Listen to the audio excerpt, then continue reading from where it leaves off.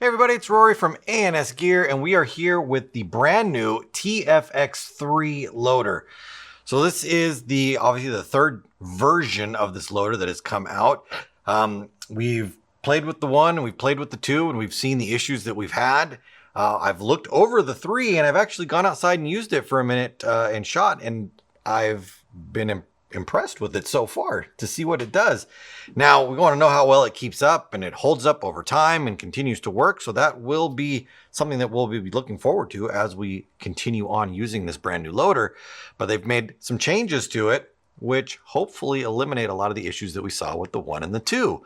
So let's get into it, and we'll show you the 3 loaders, the 3 colorways that we have right now: the black, blue, and the black red. We'll show you what comes in the box. And then I have a TFX2 over here so we can compare the 2 loaders and see what they removed, what they changed, and how it's different than the other one. So let's look at this one right now. Let's look at this loader and see what you get in the box and see how it is. So we'll use, let's use the black and red right here. So the overall design of the loader is the same. If we're looking at it from an outside aesthetic, they've made obviously some cosmetic changes to the outside of the loader, but the overall look of the loader really hasn't changed too much. There, bottom looks like the same bottom tray they're using, same pad on the back here, same release system to get the lid off, and then looks like same speed feed system right there. So let's open this up and see how it comes apart. So the lid, push the tab back, lid pops open. That's the same there. Lift the release tab up, and then this little piece that sticks out the bottom right here, you're just going to push that up, and that allows the top lid to come off. Now looking at the lid assembly between these two, just move these out of the way. So if I flip it over and kind of look at it from the bottom, I can see that the lids are pretty much the same, or the top shell is pretty much the same. The lid comes off easily, has that quick release system to it. So if you need to replace it with something else, it just snaps in and out. Very, very simple. If you need to replace the rubber speed feed itself, you can take these 2 screws out, and this top plate will come off, and then you can just replace the rubber part if you need to.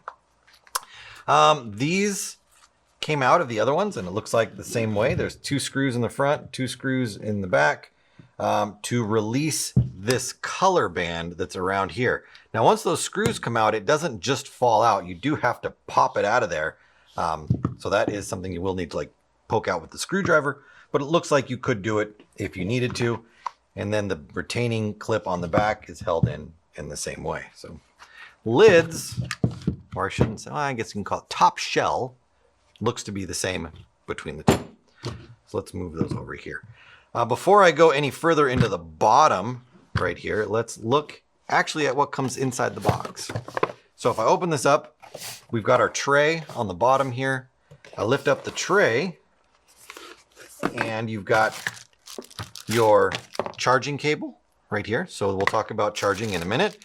We've got our lid, if you don't want to use the speed feed. So if you want to actually use a solid lid, maybe it's raining out or something like that, and you want to get rid of the speed feed, your lid is in there as well.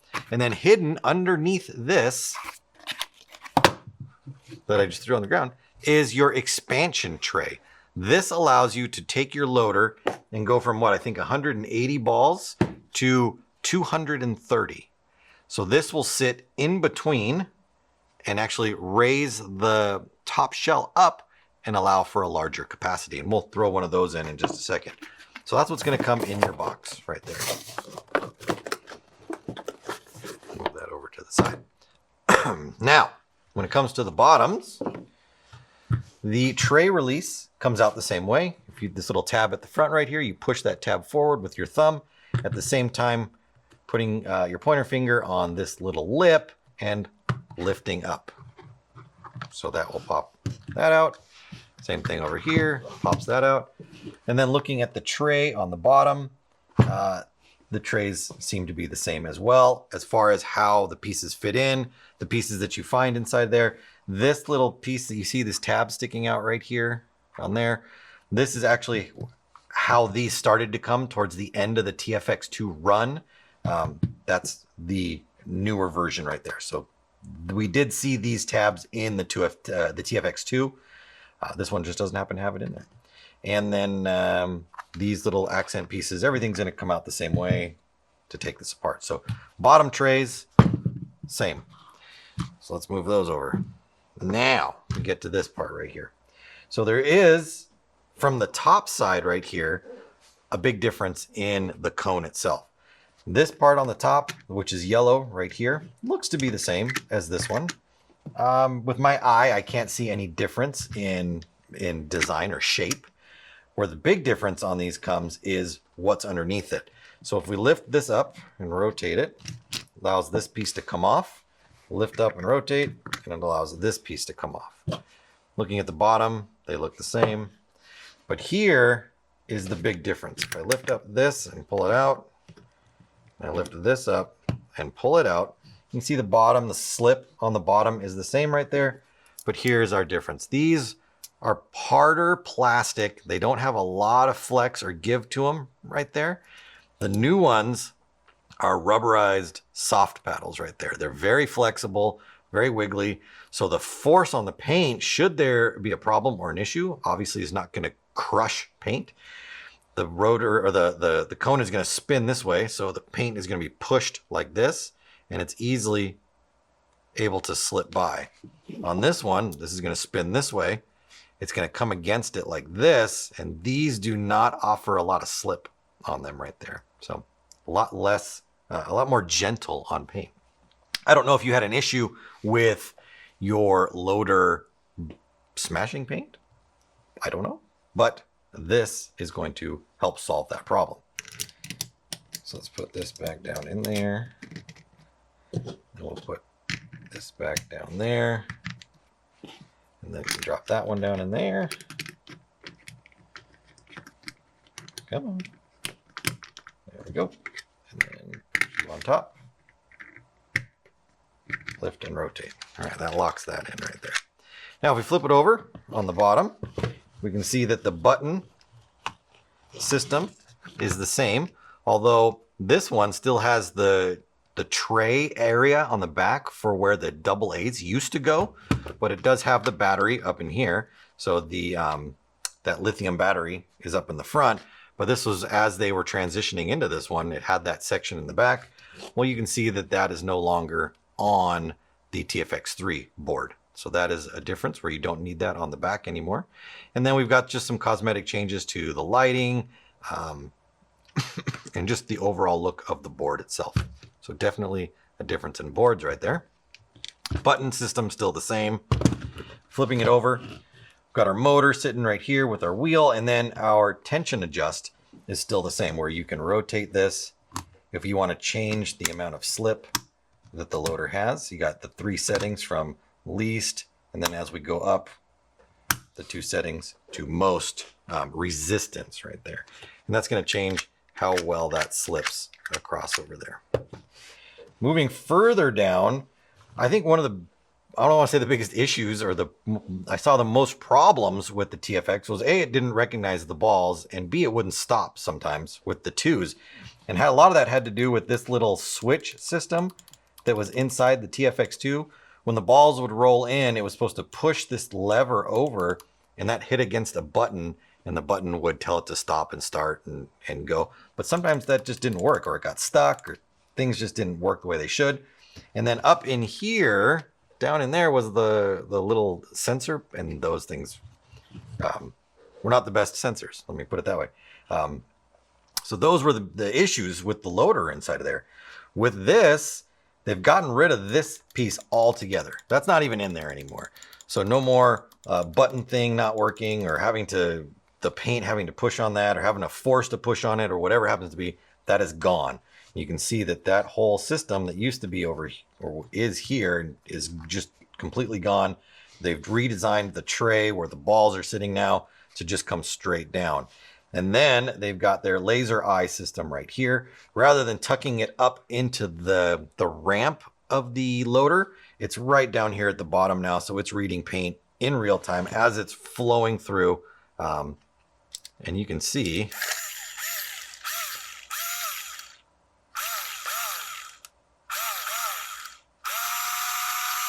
when there's nothing in there and it doesn't see anything, it kind of does this pulsing. As soon as a ball rolls through there, it's going to stop, which it should. Or if a ball is sitting in there like my finger is. But as soon as I start moving my finger through there, simulating ball drop, ball drop, ball drop, you can see how much faster it spins. Slow, slow, slow, and then you can really see it pick up and try to get that paint down in there, or whatever happens to be that you're shooting. So I like that. So hopefully that continues to work and that eye system works the way it's supposed to, because then the loader is going to run great. Still have our elevator tray right here. So as the paint goes in and fills up, it's going to push this tray down. And then as the balls roll in and they keep feeding into the loader, this tray is going to slowly lift up and help keeping the paint rolling into the cup to keep it going into your gun. On the bottom here, you've got the same feed ports, or I shouldn't say feed port, you've got the charging port, although they have changed the port style now to a different style port, but luckily the cable comes with you. So if you have a TFX2, it's a different charging cable for the TFX3 to go in there. And you still have the battery level tester. So if there's a little red button that you can see right there, if I push on it, it's going to light up and tell me what level my battery is at. So it's got 4 lights inside of there. If it lights all the way up, battery's good. And then obviously as it's got less lights, you need to charge it more. All right. So that's that. Let's put this thing back together and let's put the extra spacing on it. So it looks like if you're going to put this one on, you need to remove. This is the first time I've done this. Need a screwdriver. And of course I didn't bring one because I didn't know I was going to need one.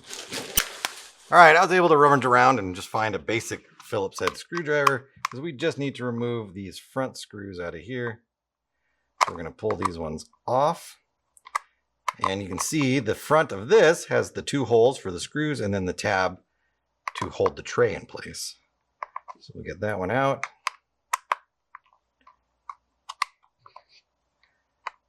And this probably isn't the optimal screwdriver for this, but it's going to work.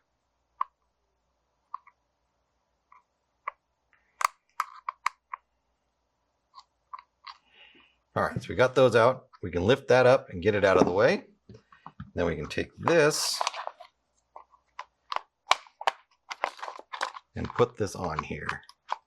Let's see how this goes. So that's going to snap on the back right there. And this just fits right up here at the front.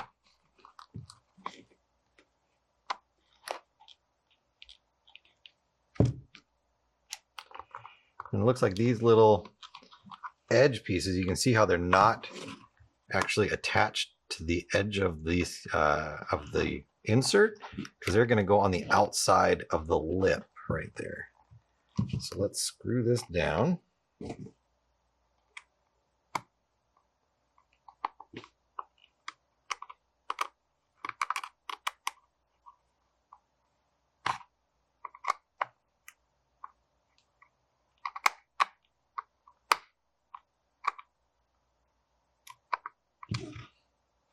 All right, get the other side done. Woo!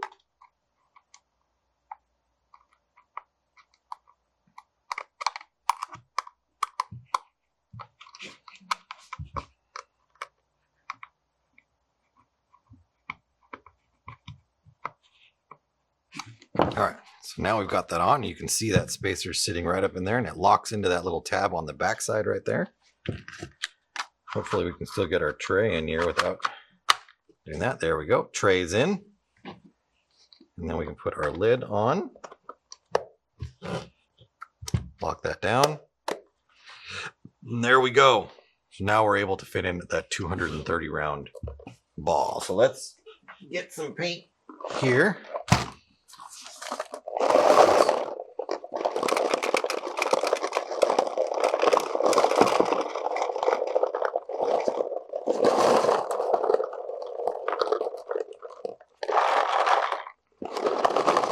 That just seems like a lot of paint going in there. All right, we'll close it up. We'll turn her on. And then let's feed some paint. See if I can get...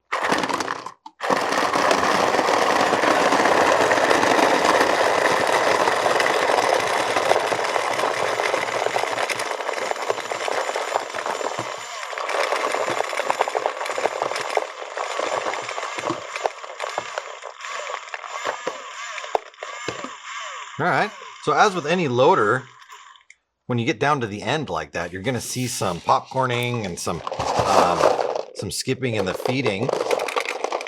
And remember that this is not a constant feed loader. It's not a force feeding loader where there isn't always constant pressure on the paint to push it down into the gun.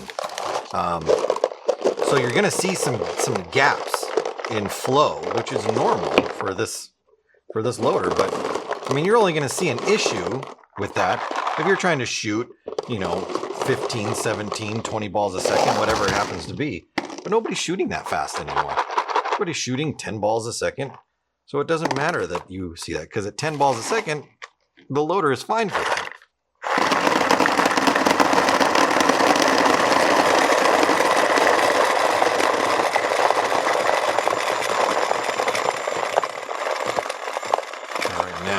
Try to open this up. You can see in there.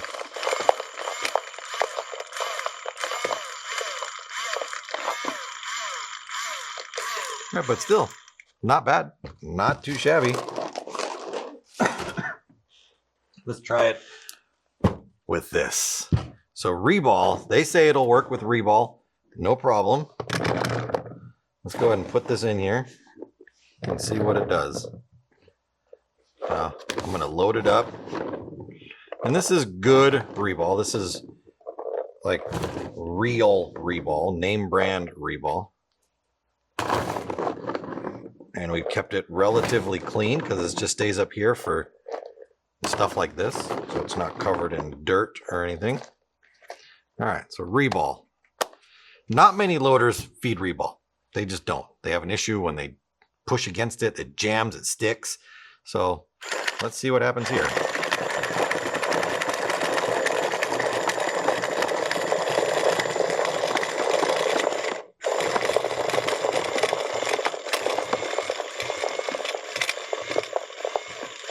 Pretty good.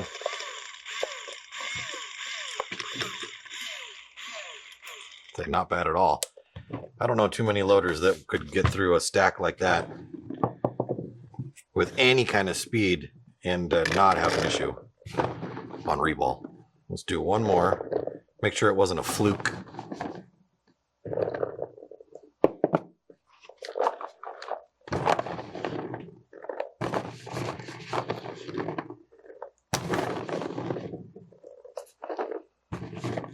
All right, one more. Here we go. Loader's on, stopping them at the bottom, and go.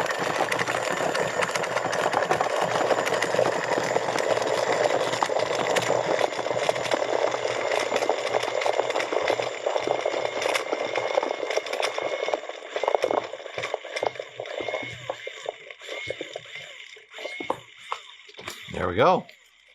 Not bad, not bad for a reball setup right there.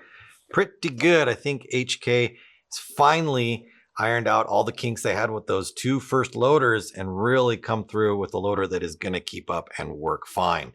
Now, last thing we can do is maybe just do a weight comparison between the old one and the new one. So let's put together our old loader. So old, or TFX2, That's 1.2 ounces. So then we'll put that up against the TFX3. 1.18 or 1. Was that? It's a 1, right? 1.8. What did I say the other one was? 1.2? Yeah, 1.2. So this is slightly lighter than the TFX 2. And then, so 1 ounce heavier to put on that insert right there and get that extra capacity, moving up another 50 balls from 180 to 230. So there you have it. That's the brand new TFX3, the standard version, putting the insert in there compared against the TFX2. I think they might have figured it out on this one. This seems to be a good loader. First impressions or first results, everything seems to be coming up aces for this loader. So definitely check one of these out and check back for more reviews. If we have anything that changes with it, we'll put that up on like the Instagram, or you'll see it up there. But the TFX3 seems to be great. Let's hope it keeps on running. Pick yours up. Black blue, black red, and black black at ansgear.com.